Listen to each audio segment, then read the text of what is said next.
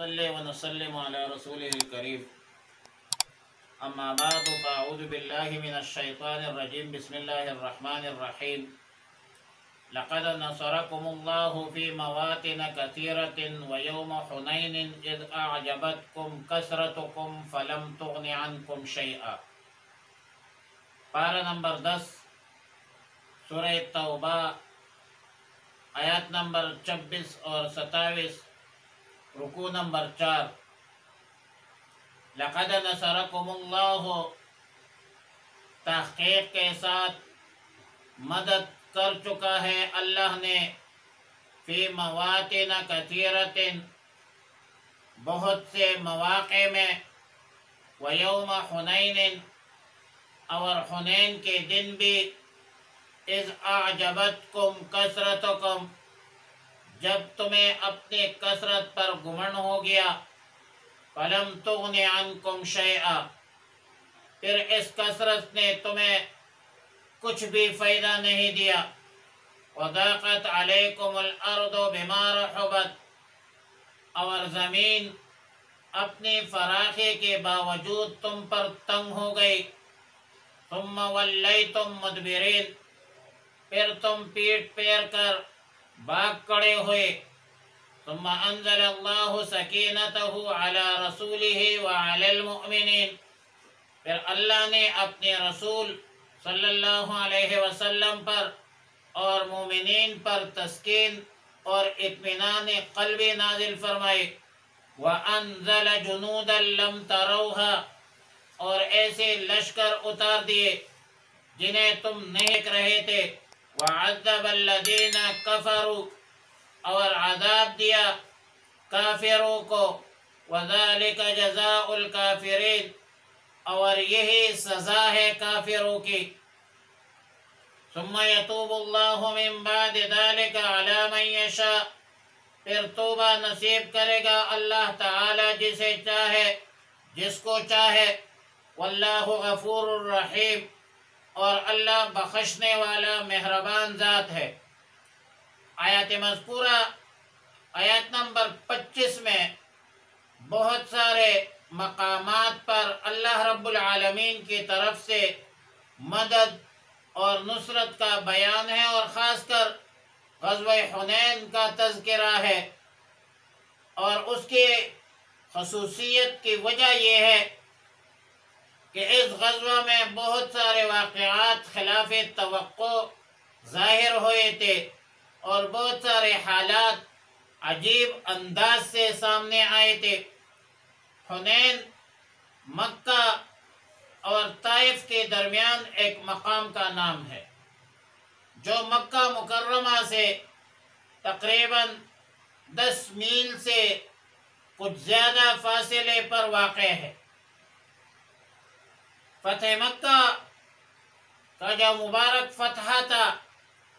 اور رمضان المبارک کے مبارک مہینے میں تھا سن 8 ہجری میں، تو اس فتح مکہ کے بعد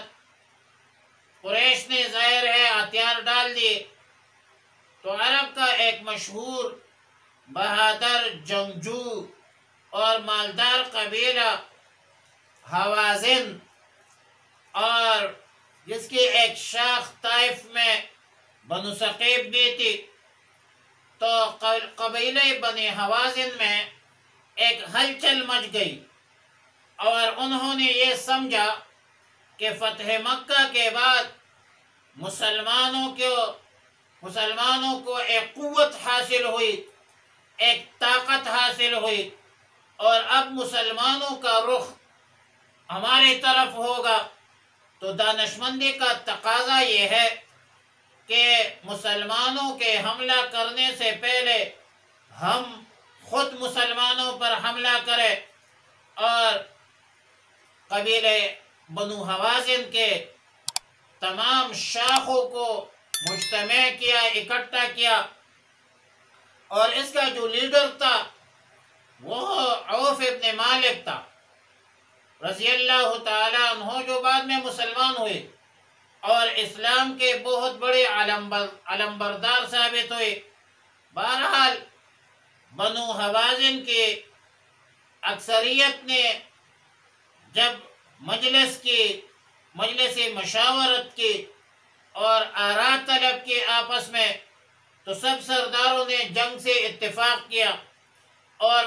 فلفور پورے قبیلے حوازن نے جنگ کے تیاری شروع کی۔ البتہ حوازن قبیلے کے جو دو چھوٹے شاخ تھے، ایک بنو کعب اور ایک بنو کلاب، ان دونوں قبیلوں نے جنگ سے اتفاق نہیں کیا تھا، اور ان دونوں قبیلوں بنو کعب اور بنو کلاب کا موقف یہ تھا کہ ہم خدائے طاقت کے ساتھ جنگ نہیں کر سکتے۔ دوسری طرف عوف ابن مالک رضی اللہ تعالیٰ عنہ، وہ جنگ پر قائم دائم اور تدبیریں کر رہے تھے اس کے لیے، تو اس نے یہ تدبیر سوچی کہ ہر شخص کے تمام اہل و عیال بھی ساتھ چلیں گے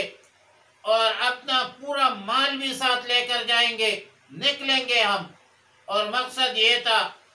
کہ جب ہمارے ساتھ ہمارے بیوی بچے ہوں گے اور مال و اسباب ہوں گے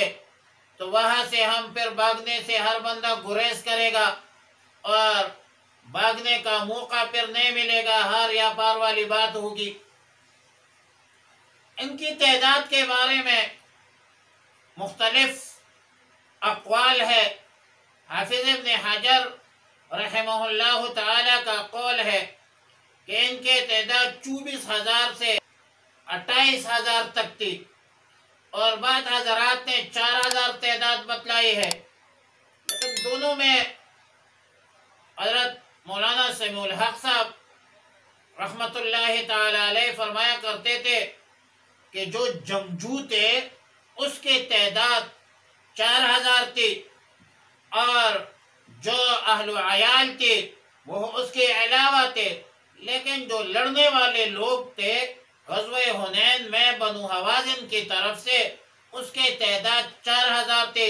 باقی جو لوگ تھے وہ بچے تھے، عورتیں تھیں اور کمزور لوگ تھے، لیکن اصل جو لڑنے والے لوگ تھے اس کے تعداد 4,000 تھی۔ بہرحال رسول اللہ صلی اللہ علیہ وسلم کو مکہ مکرمہ میں بنی حوازن کے خطرناک عزائم کی اطلاع ملی، تو رسول اللہ مبارک صلی اللہ علیہ وسلم جب ان کے مقابلے پر جانے لگے اور پھر مضبوط عزم فرمایا، تو مکہ مکرمہ میں حضرت عتاب ابن اسید رضی اللہ تعالیٰ عنہ کو امیر مقرر کیا، اور سیدنا معاذ بن جبل رضی اللہ تعالیٰ عنہ کو اسلامی تعلیمات سکھانے کے لیے عوام الناس کو اور لوگوں کو پڑھانے کے لیے ان کو چھوڑ دیا، استاد بطور استاد، اور قریش مکہ سے اسلحہ اور سامان جنگ عاریتاً لے لی۔ قریشی سردار صفوان ابن امیہ نے کہا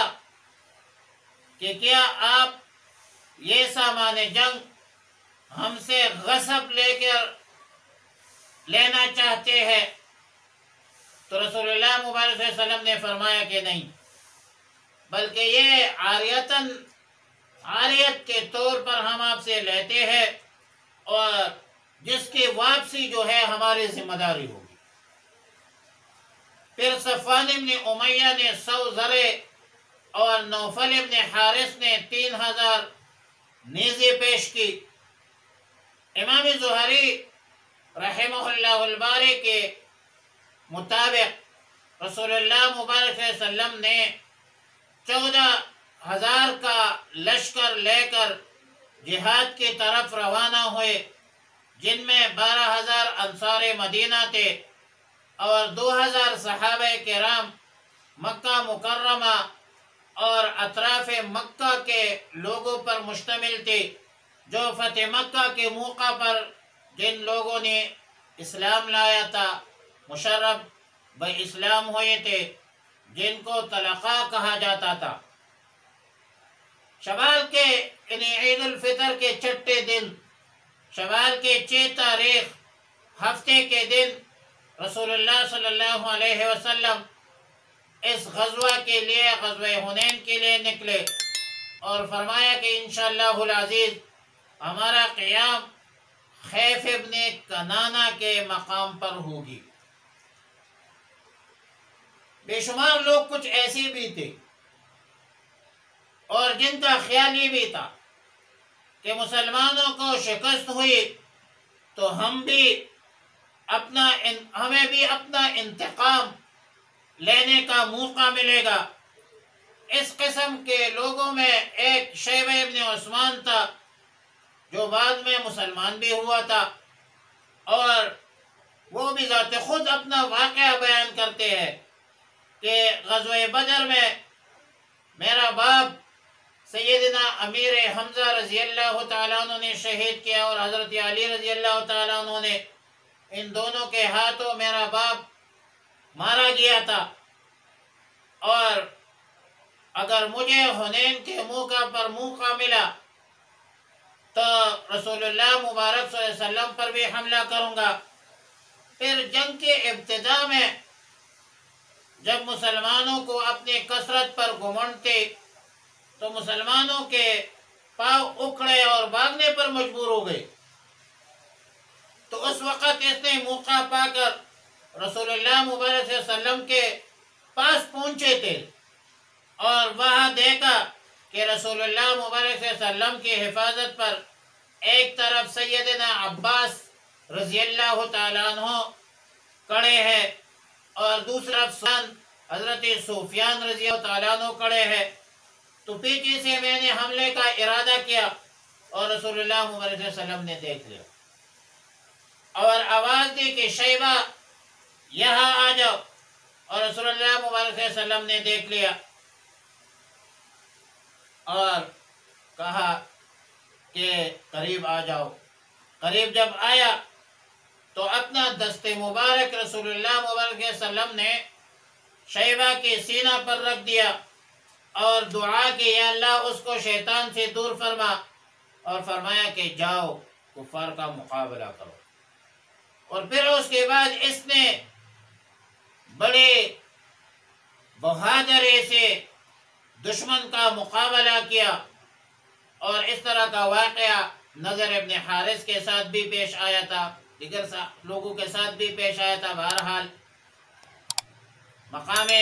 حنین جب پہنچے، مسلمانوں نے حنین کے وہ خیف ابن کنانہ پر اپنا پڑاؤ ڈالا، تو سہیل ابن حنزلہ رضی اللہ تعالیٰ عنہ رسول اللہ مبارک صلی اللہ علیہ وسلم کی خدمت میں خبر دے کر حاضر ہوئے کہ گھوڑ سوار آدمی ابھی بھی دشمن کے طرف سے آیا ہے اور بتلا رہا ہے کہ قبیلہ حوازن پورا کا پورا سب جو ہے وہ مقابلے پر اتر آئے ہیں اور مقابلے پر آ رہے ہیں، مقابلے کے لیے آ رہے ہیں۔ تو رسول اللہ مبارک صلی اللہ علیہ وسلم نے یہ سن کر تبسم فرمایا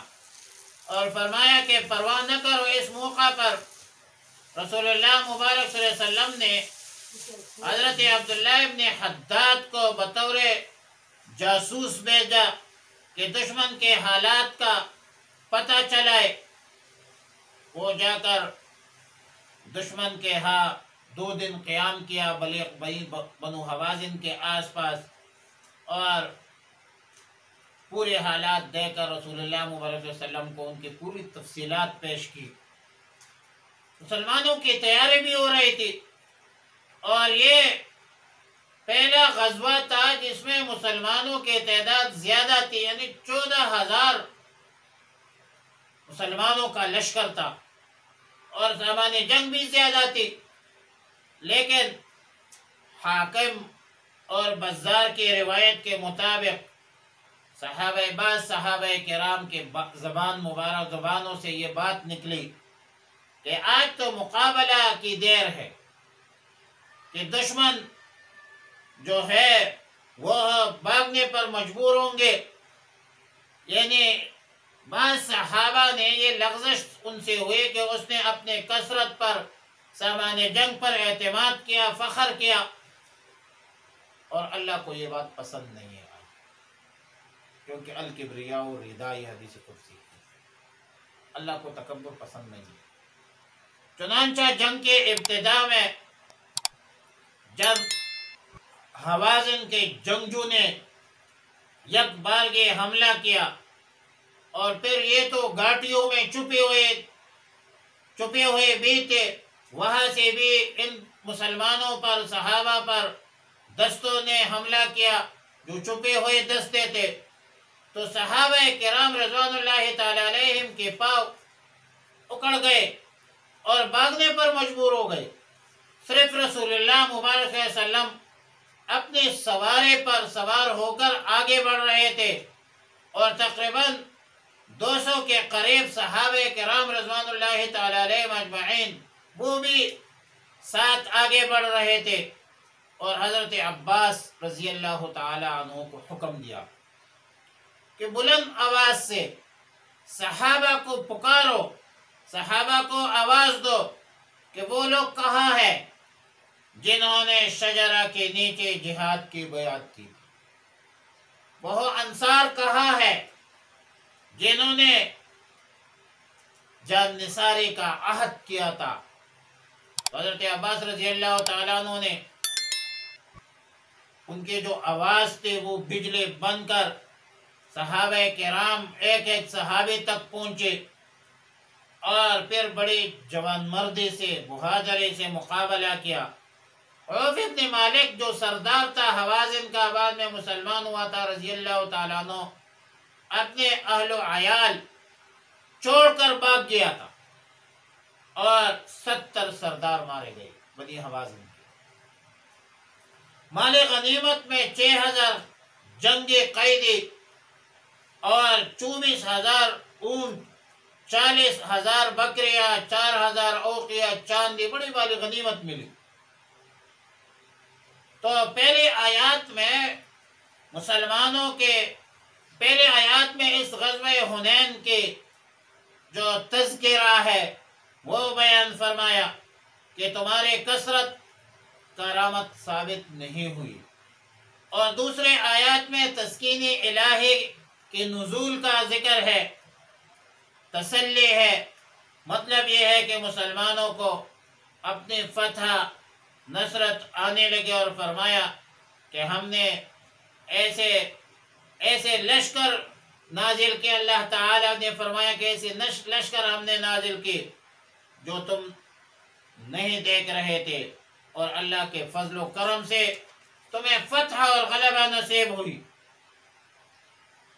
وَعَذَّبَ الَّذِينَ كَفَرُوا، اور کافروں کو اللہ تعالیٰ نے ایسی سزا دی، اور کافروں کی یہی سزا ہے، اور سزا سے مراد یہ ہے کہ مسلمانوں کے ہاتھوں مفتوح ہوئے، مغلوب ہوئے۔ آخر وہ بھی حوازن اپنے آپ کو بڑے جنگجو کہتے تھے، اپنے آپ کو بڑے بہادر کہتے تھے، وہ بھی کچھ تکبر کے اعلیٰ چٹان پر بیٹھے ہوئے تھے، ان کا تکبر بھی خاک میں مل گیا۔ لیکن اللہ تعالیٰ نے یہ بھی فرمایا ثم یتوب اللہ من بعد ذلک علی من یشاء، یعنی پھر اللہ نے جس کو چاہے توبہ کی توفیق عطا فرمائی، ان کو توبہ نصیب ہوئی۔